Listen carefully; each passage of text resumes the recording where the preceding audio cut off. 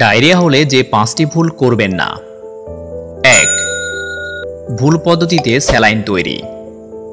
Diarrhoea হলে অনেকে অল্প পানিতে পুরো প্যাকেট অথবা 1 গ্লাস পানিতে 2 প্যাকেট একসাথে মিক্স করে ওট স্যালাইন খাওয়াতে থাকেন। তারা মনে করেন এভাবে ওট স্যালাইন বেশি করে খাওয়ালে খুব দ্রুত ডায়রিয়া সেরে যাবে। এটা সম্পূর্ণ ভুল। অল্প পানিতে অতিরিক্ত স্যালাইন মিক্স করলে স্যালাইনে থাকা খনিজ লবণের মাত্রা বেড়ে যায় এবং স্যালাইনের এই মিশ্রণের কারণে খনিজ লবণ ও পানির মাত্রা গরমিল হয়ে পড়ে। এতে করে আমাদের রক্তের ঘনত্বে মারাত্মক প্রতিক্রিয়া সৃষ্টি হয়। এতে করে রোগী হাইপোন্যাট্রিমিয়ায় ভুগতে পারে ও খিঁচুনি শুরু হতে পারে। ফলে কোষ থেকে বিশেষ করে মস্তিষ্ক থেকে পানি বের হয়ে একজন মানুষের মৃত্যু পর্যন্ত ঘটতে পারে। তাই আধা লিটার বিশুদ্ধ পানিতে পুরো 1 প্যাকেট স্যালাইন মিক্স করতে হবে এবং স্যালাইন তৈরির 6 ঘন্টার মধ্যে খাওয়ানো ভালো। 12 ঘন্টা পর অবশ্যই খাওয়ানো যাবে না। 12 ঘন্টা পর স্যালাইন খাওয়ালে সেখানে ব্যাকটেরিয়ার সংক্রমণ হয়, যা ডায়রিয়াকে আরও খারাপের দিকে নিয়ে যায়। তাই এই ভুল করা যাবে না।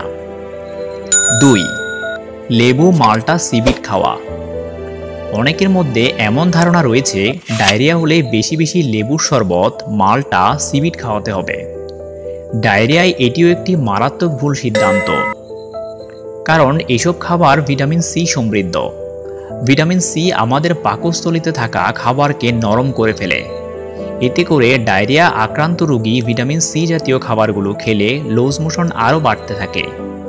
এক পর্যায়ে আক্রান্ত ব্যক্তি ডিহাইড্রেট অর্থাৎ পানিশূন্য হয়ে মারাত্মক স্বাস্থ্য ঝুঁকির সম্মুখীন হয়। তাই ডায়রিয়া হলে লেবু, মাল্টা, সিবিট ও ভিটামিন সি জাতীয় খাবারগুলো থেকে বিরত থাকুন।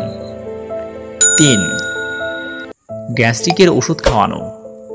ডায়রিয়া হলে আমরা অনেকেই না বুঝে আক্রান্ত ব্যক্তিকে অথবা নিজেই স্যাক্লো, সার্জেল, প্যান্টোনিক্স, র্যাপ, ডেক্সলান ও ওমিডন সহ নানা রকম গ্যাস্ট্রিকের ওষুধ খেয়ে থাকি, যা একটি মারাত্মক ভুল।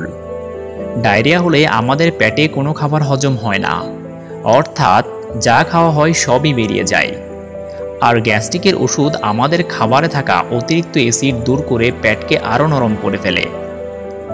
এতে করে ডায়রিয়া আক্রান্ত ব্যক্তি এই জাতীয় গ্যাস্ট্রিকের ওষুধ খেলে ডায়রিয়া আরও ভয়ানকভাবে বাড়তে শুরু করে। তাই ডায়রিয়া হলে গ্যাস্ট্রিকের ওষুধ খাওয়ানো থেকেই বিরত থাকুন।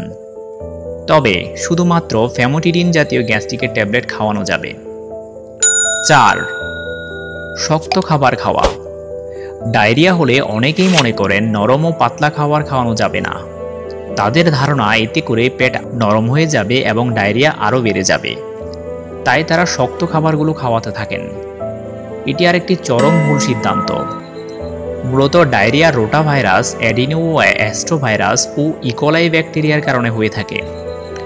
যখন এই সকল ভাইরাস ও ব্যাকটেরিয়া আমাদের পাকস্থলী আক্রমণ করে তখন আমাদের পাকস্থলী শক্ত খাবারগুলো হজম হয় না।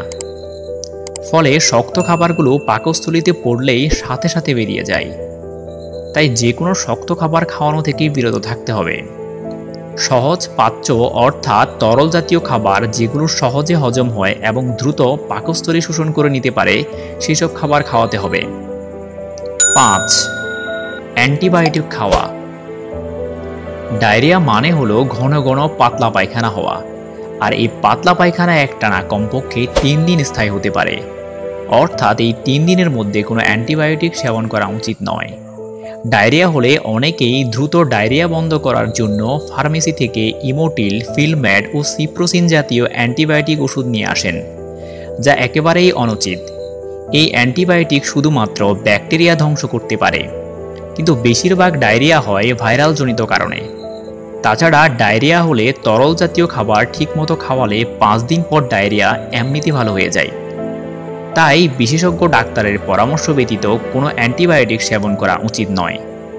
তাছাড়া ডায়াবেটিস ও হাই প্রেশারের রোগীদের ডায়রিয়া হলে প্রেশার ও ডায়াবেটিস বেড়ে যাওয়ার ভয়ে অনেকেই স্যালাইন খাওয়াতে ভয় পান। এটি করা উচিত নয়। অবশ্যই স্যালাইন খাওয়াতে হবে এবং প্রেশার ও ডায়াবেটিস ঘন ঘন চেক করতে হবে এবং ডাক্তারের পরামর্শ অনুযায়ী চলতে হবে।